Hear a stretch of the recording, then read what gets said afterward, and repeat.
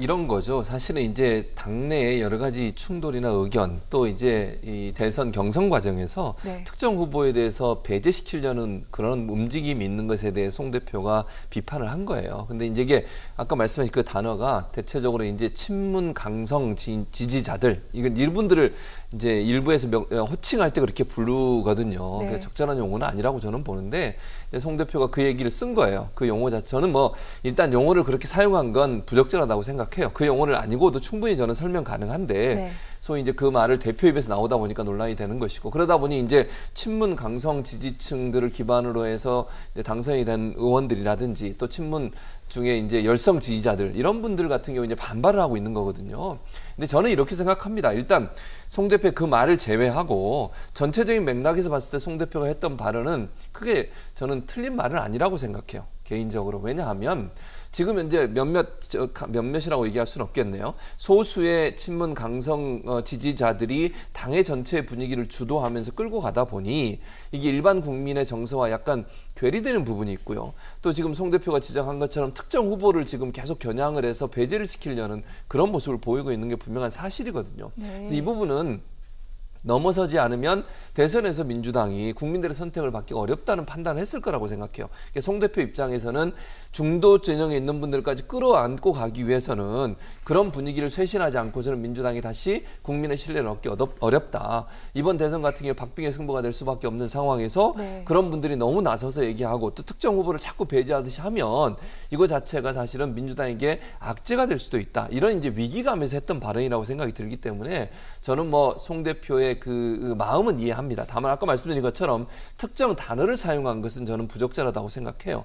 근데 여기에 대해서 이제 몇몇 후보들이나 이런 분들이 상당히 반발하고 계시는데 저는 그런 점에서 볼 문제가 아니고 정말 민주당이 국민의 사랑을 받고 중도층까지 끌어안는 정당으로 가기 위해서는 이런 부분은 넘어서야 될 부분이기 때문에 저는 필요한 말이었다 이렇게 생각합니다. 교수님, 혹시 지금 송 대표가 지칭한 그 분들이 그 문자 폭탄을 보내는 그 분들 바로 일치하는 사람들입니까? 그렇죠. 그렇게 보여져요. 그러니까 소위 뭐 지금까지 계속 논란이 됐던 강성 친문 진영들이 문자 보내가지고 문자 폭탄 보내고 이런 경우 많이 있었잖아요. 민주당 내에서 비판적 입장을 내거나 현 정부에 좀 비판적인 각을 세우는 얘기를 했던 분들에 대해서 문자 폭탄 보내고, 이게 그런 분들을 지칭하는 건데 이게 당에 도움이 되겠냐. 그리고 이제는 이건 넘어서서 우리가 한 팀으로 원팀으로 가야 된다는 차원에서 얘기한 거기 때문에 저는 이 말이 크게 뭐 나쁜 말이다 또는 뭐 이게 잘못된 발언이다 이렇게 보지는 않습니다. 알겠습니다. 어떠한 맥락에서 이 같은 발언이 나왔는지 당연히 사실은 또 뭐 발끈하는 사람들도 있겠지만 민주당이 큰 틀에서는 지양해야 될 지점이다. 이렇게 좀 설명을 해주신 것 같은데, 하지만 당 내에서 지금 비판 또는 반발하는 목소리들이 나오고 있습니다. 일부 대선 주자들 강력하게 지금 비판을 하고 있고요. 또한 최재성 전 수석 같은 경우에는 당대표가, 즉 송영길 대표가 당의 최대 리스크다. 지금 이렇게 저격을 하고 있기도 합니다. 이 부분은 평론가님 어떻게 듣고 계십니까? 그런데 사실 저는 지도부 흔들기가 좀 과하다는 느낌이 듭니다. 그리고 이 지도부를 흔드는 사람들이 하나같이 전부 다 주류 친문이에요. 근데 지난 4년 동안 친문이 정치 잘했으면 왜 비주류인 이재명 지사가 현재 당내에서 1등 계속 기록하고 있습니까? 왜 4.7 재보궐선거에서 참패했습니까? 보통 이 정도 참패를 하고 나면 반성하는 신용이라도 해야 되는데 이 친문이라는 분들은 반성하는 신용조차 안 해요. 추미애 전 장관도 이 말을 하더라고요. 4.7 재보궐선거 한 번 패배했다고 반성할 게 아니라 더 민주당다워져야 된다. 국민 회초리 맞고도 계속해서 갈 길 가겠다는 뜻이잖아요. 참 염치가 없다는 생각이 우선 많이 들고, 최재성 전 수석이 지금 정세균 캠프에서 일하는 것으로 알려지고 있는데 본인이 직전까지 청와대 정무수석이었기 때문에 자칫하면 이 최 수석의 말이 문재인 대통령의 뜻인 것처럼 오해될 여지가 있습니다. 그래서 방금 이 직전까지 청와대에 있었던 참모 출신들은 가능한 민감한 정치 현안에 대해서는 말을 아껴야 되는 거죠. 그게 특히나 당 지도부나 특정 대선 후보를 비판하는 것이라면 이게 얼핏 보기에 문재인 대통령이 최재성 전 수석을 통해서 대신 말하는 것이 아닌가, 오해가 퍼지게 되면 걷잡을 수 없어지는 부분이잖아요. 저 역시 최 교수님 말씀처럼 이 송영길 대표가 어쨌든 대깨문이라는 비하의 의미가 담긴 단어를 쓴 것 자체는 부적절했다고 보여집니다. 다만 그 단어를 제외하고 나머지 내용, 누가 되었든 후보가 되면 원팀이 돼야 된다는 건 상식적으로 흠잡을 데 없는 말이에요. 그런데 지금 벌써 반 이재명 전선이 구축되면서 민주당 대선 경선을 보게 되면 뭐 7대1이다, 8대1이다, 뭐 추미애 전 장관 제외하고는 전부 다 이재명 지사 때리기에 나섰다, 이런 평가들이 나오고 있지 않습니까? 제가 토론을 봐도 예상했던 것보다 이재명 지사를 공격하는 다른 후보들의 비판 수위가 좀 높은 편입니다. 네. 이렇게 됐을 때 이 경선을 통해서 하나의 후보가 정해진 이후에 원팀이 안 될 수 있겠구나. 이 감정적 앙금 때문에 친 이재명이냐 반 이재명이냐로 당이 좀 쪼개질 수 있겠구나라는 고민을 지도부 입장에서는 당연히 할 수밖에 없는 뜻이고, 저 자리에서 이재명 지사만 언급한 게 아니라 이낙연 전 대표도 언급했어요. 이재명이든 이낙연이든 네. 누구든 한 사람의 대선 후보가 되면 다 모아야 되지 않겠느냐, 네. 뭉쳐야 되지 않겠느냐, 이런 말을 했는데 유독 이재명 지사만 언급했다고 나머지 후보들이 민감하게 반응을 하는 건 물론 이 예민한 시즌입니다만 저로서는 좀 이해가 안 되는 이 소위 말하는 비문 때리기, 반문 길들이기가 아닌가 싶습니다. 네. 그런데 여기서 송영길 대표와 관련해 질문을 하나만 더 드리자면, 오늘 아침 회의에서 사실 이런 얘기도 나왔습니다. 어떤 얘기였냐면은 반도체 관련 회의가 열렸는데 오늘이 경부고속도로 개통일이라고 합니다. 그러면서 박정희 전 대통령의 그 산업 기여에 대해서 송영길 대표가 다시 한번 긍정적인 평가를 했다, 이런 얘기가 나오고 있는데 아무래도 좀 노림수가 있는 것도 같아요, 평론가님. 그러니까 지극히 상식적인 발언이라고 생각을 하고, 경부고속도로 박정희 전 대통령의 업적이 맞죠. 여기서 공가를 다 논하자는 게 아니라 일단 공을 기리는 자리에서는 공을 이야기해야지, 공 이야기하고 있는데 왜 과 이야기는 안 하냐, 막 이렇게 따지는 게 저는 참 이해가 안 되는 부분인 것이고, 그리고 네. 역대 모든 대통령이나 정당 대표들이 중도 행보 걸을 때는 민주당 출신들도 전부 다 박정희 전 대통령, 이승만 전 대통령 모욕에 참배했습니다. 문재인 대통령이라고 예외일까요? 그렇지 않죠. 본인이 대선 후보 되고 다 참배했습니다. 당 대표일 때도 마찬가지입니다. 결국 민주화 세력과 산업화 세력을 갈라치게 하는 것이 아니라 하나의 통합된 대한민국 국민으로 품고 가겠다는 게 중도 행보를 하기 위한 모든 당대표와 대선 주자들의 공통된 행보였는데, 지금 송 대표가 박정희 전 대통령의 공에 대해서 기리는 발언을 했다고 해서 갑자기 너무 보수적이다, 이건 민주당스럽지 않다고 비판을 하는 건 문재인 대통령이 과거에 박정희 전 대통령 모욕 참배했던 걸 비판하는 것과 마찬가지 논리인 거잖아요. 그런데 그들이 문재인 대통령을 비판하나요? 비판하지 않습니다. 그러니까 논리적 전개에 맞게, 전후 맥락에 맞게 비판을 해야 되는데, 지금 송영길 대표를 향한 비판은 네. 왜 경선 과정에서 이재명 지사 편들어주느냐, 왜 친문 후보 안 밀어주느냐, 이런 투정에 불과하지 않기 때문에 이런 식의 당내 흔들기가 계속되는 게 민주당 전체의 지지율을 저는 깎아먹는, 제살 깎아먹기 기능을 하고 있다고 생각합니다. 알겠습니다. 송영길 대표의 발언의 맥락, 또한 이것이 미칠 영향 등등에 대해서 여러 가지 좀 여쭤봤고요. 이번에는 이재명 지사 이야기를 좀 해보도록 하겠습니다. 지금 한창 이 대선 예비 후보들 간의 토론이 한창 열리고 있는데, 이틀 전에 있던 2차 토론회에서 이 발언이 나왔습니다. 영상으로 먼저 확인하도록 할게요. 소위 말하는 스캔들에 대해서 이제 그 얘기는 이제 그만합시다, 이렇게 말씀하셨는데, 제가 혹시 바지 한번 더 내릴까요? 그거하고는 다른. 어떻게 하라는 겁니까? 네, 지난 경기도지사 선거 과정에서 불거졌던 여배우 스캔들과 관련해 계속해서 이번 토론에도 여기에 대한 경쟁 후보들의 질의가 이어지고 있습니다. 여기에 대해서 두 번째 토론회에서 이제 이재명 지사가 이른바 바지 발언을 한 건데, 이 같은 답변 태도를 놓고 또 여러 가지 얘기가 많이 나오기도 합니다. 일단 평론가님, 어떻게 평가하십니까? 대단히 실수한 거죠. 네. 사실은 이 정세균 전 총리의 사생활 여배우 스캔들 질문뿐만이 아니라 그동안의 이 대선 면접, 국민 면접이나 대선 후보 토론회에서 누적돼 있던 불만이 저는 표출됐다고 생각을 합니다. 그러나 이재명 지사가 참 화가 많이 날 수밖에 없는 상황인 걸 감안하고 보더라도 성급한 대응이었다는 생각이 들고요. 이제 많은 국민들이 이 지사 하면 바지라는 단어를 떠올리지 않겠습니까? 그런 부분에 있어서 치명적인 악재를 유발한 것이고, 과거에 이재명 지사가 이런 감정적인 대응을 했던 몇 가지 예시들이 더 있습니다. 2018년도 지방선거에서 당선되고 MBC와의 언론 인터뷰 도중에 귀에 있던 이어폰을 확 뜯어버리는 신경질적인 모습을 보였어요. 근데 그 당시에 MBC 스튜디오에서 방송 진행하던 사람이 지금 MBC 사장입니다. 그러니까 이런 나쁜 선례들을 다시금 떠올리게 만든단 말이죠. 그동안 이 지사는 본인이 가지고 있는 어떤 좀 지나친 사이다 이미지, 불안한 이미지를 좀 중도화시키기 위해서 안정감 있는 모습을 보이기 위해서 상당히 노력을 많이 했습니다. 이번에 대선 출마 선언도 보면 뒤에 톤이 전부 다 검은색이에요. 네. 무게를 낮추고 좀 안정적인 모습, 이 중량감을 보여주려고 노력을 많이 하고 있는데, 저 바지 발언 하나 때문에 지난 몇 년간의 공들인 수고가 다 물거품이 된 것은 아닌가. 이 지사가 지금 매우 힘든 과정에서 여러 친문들의 집중 포격을 받으면서 대선 경선을 하고 있는 것은 분명합니다만, 그럼에도 불구하고 노출하면 안 되는 실수를 했다. 저는 저 상황에서 답답하더라도 이미 제가 전부 다 해명한 사안이고 법적인 조치도 하고 있다. 이 수준의 인내심을 보여줬어야 했다고 보는데 이 부분은 어쨌든 이재명 지사의 실책인 것 같습니다. 그렇군요. 실책이고 이제 두고두고 회자가 될 것이다. 이렇게 비판적인 말씀을 하셨습니다. 여당 내에서는 워낙에 지금 이재명 대 반 이재명 구도이기 때문에 비판 당연히 나오고 있고요. 국민의힘에서도 민망하다, 저급하다 이렇게 얘기가 나왔는데 어제 3차 TV 토론에서 이제 추미애 후보가 이와 관련해 언급을 했습니다.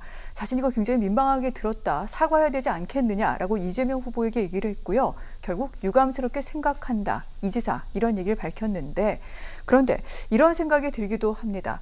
대선에 나가겠다고 나온 후보들 사이에 불거지고 있는 이 같은 사생활 문제와 관련된 질의와 응답. 이거 결국은 진흙탕 싸움으로 가는 거 아닙니까, 교수님? 그럴 수 있죠. 그러니까 이게 야당에서 공격하는 거면 그래도 어느 정도 이해가 돼요. 그런데 이제 문제는 당내 경선에서 이런 문제가 네거티브로 너무 가면 사실은 상처를 받게 되는 거예요. 누가 됐든. 그게 정세균 후보가 됐든 이낙연 후보가 됐든 마찬가지라는 생각이 들어요. 이제 이 문제가 논란이 될 수 있다고도 보고 질문을 할 수 있지만 이런 내용의 질문들이 과연 도움이 될까 하는 생각은 개인적으로 듭니다. 그리고 정세균 후보가 얼마나 이제 급박했으면 이렇게까지 질문했을까 하는 생각도 들고요. 그런 점이 좀 아쉬운 부분이고, 그러니까 이게 네거티브 전략으로 가는 것 자체는 민주당이 전체로 도움이 안 돼요. 저는 정책 경쟁을 좀 했으면 좋겠고 전체적으로 국민들이 민주당 경선에 뭔가 새로운 것들을 발견할 수 있는 기회를 줬으면 좋겠다는 생각이 드는데 그런 부분을 자꾸 이제 뒤로 미루고 다른 얘기를 하다 보니까 부동산 정책 그렇게 얘기했는데 아무도 기억을 못 해요, 지금. 그 네거티브 그거 하나만 기억하고. 저는 좀 아쉽다는 생각이 개인적으로 듭니다. 다만 이제 이재명 지사가 이제 그 추미애 아까 말씀 후보가 질문하고 유감을 표명했어요. 저는 잘했다고 봅니다.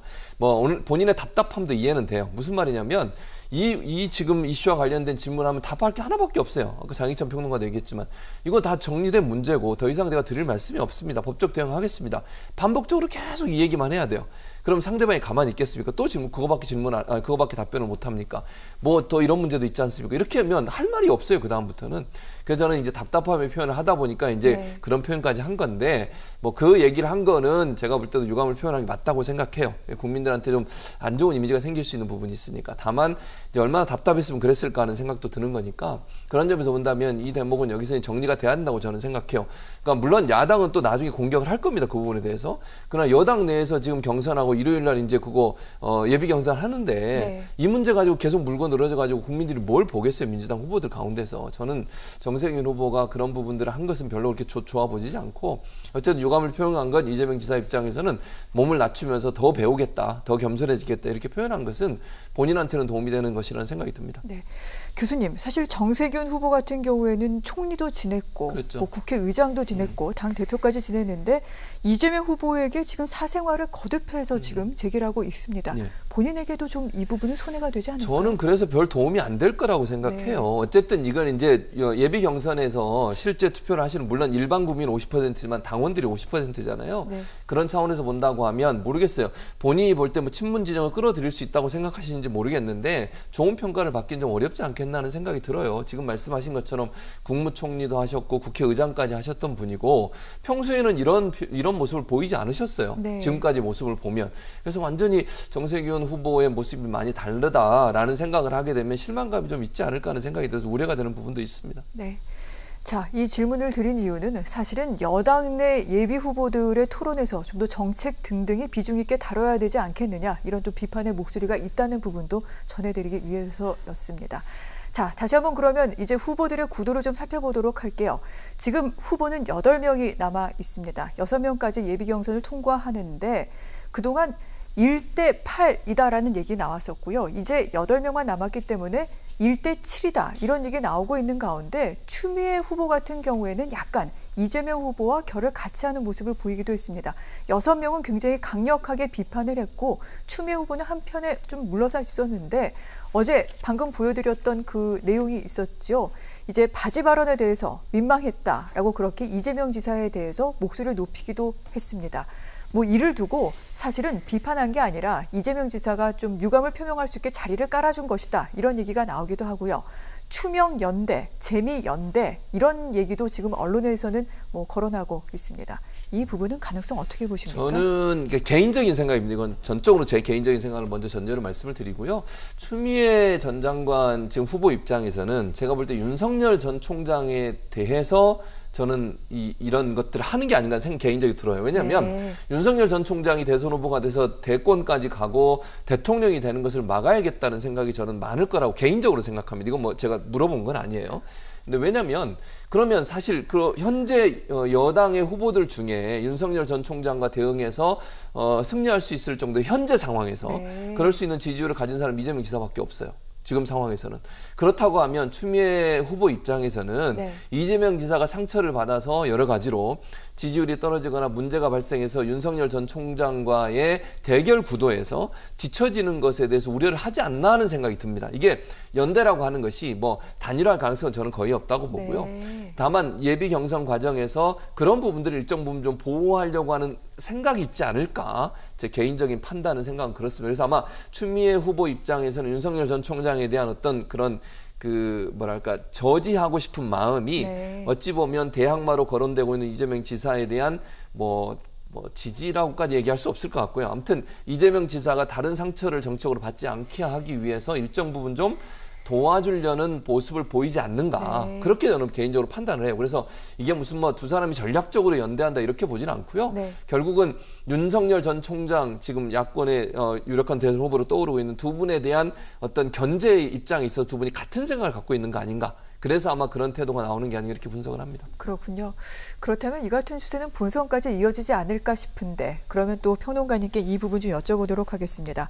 앞서 이제 이재명 후보의 바지 발언 같은 경우에 그동안 사실은 예전에 보였던 모습이 다시 불거져 나온 것이다 이렇게 말씀을 하셨는데, 이제까지 토론 과정이라던가 국민 면접 과정 등등을 보면 사실은 예전에 나섰던 모습은 좀 잘 보여주지 않으려고 노력하는 듯한 그런 양상이 있기도 합니다. 그래서 좀 거침없는 모습이 사라졌다, 돌직구 발언이 없다라는 얘기가 나오기도 하고요.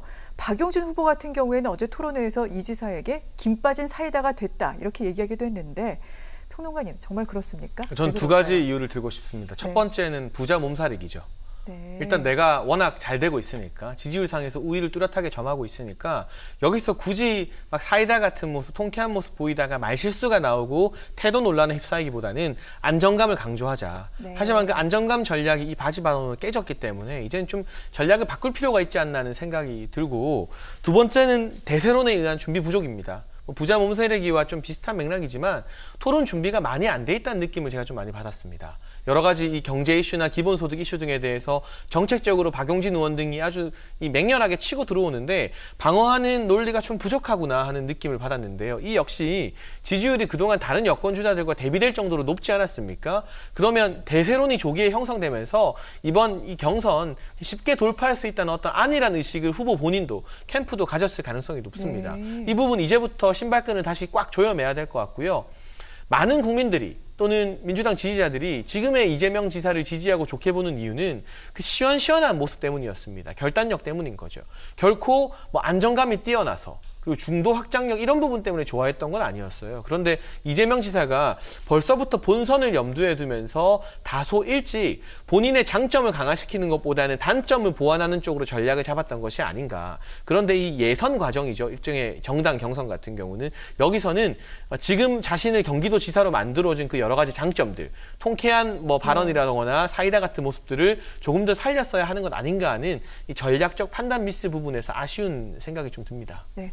그런데 평론가님, 방금 그 기본소득과 관련해 좀 부족한 것이 아니냐라고 말씀을 하셨는데, 전략적으로 뒤로 뺀 것이다. 왜냐하면 어떤 그 재원 등등에 대한 비판을 받을 수 있기 때문에 이런 얘기도 나옵니다. 그런데 이 정책이나 공약처럼 아주 중요한 상징적인 정책 공약은 손절을 할 거면 확실하게 손절을 해야 되고요. 이걸 내세울 거면 확실하게 자기 브랜드로 만들어야 돼요. 그런데 이재명 지사의 기본소득은 이명박 전 대통령의 대운하에 버금가는 브랜드 상징성을 가진 정책이거든요. 그런데 이명박 전 대통령 대우는 안 되니까 결국 손절을 했잖아요.